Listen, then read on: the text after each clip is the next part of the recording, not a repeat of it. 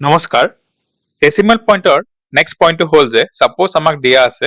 ab.cd আমি এটো লিখিব বিচাৰিছো a.bcd ওকে এতিয়া আমি কৰিছো কি b এটা ডিজিট আমি ডেসিমেল পইণ্টৰ ৰাইট সাইডে লৈ যাব বিচাৰিছো ওকে তো এইটো কেছত কি হৈ যাব মাল্টিপ্লাইড বাই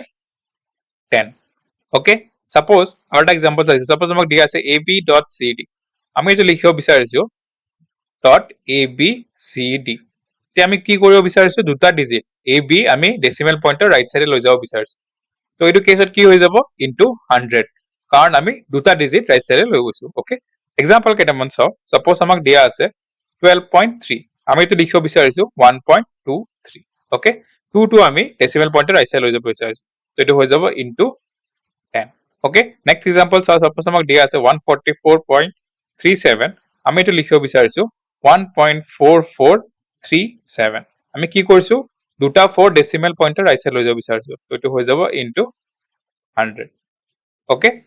ধন্যবাদ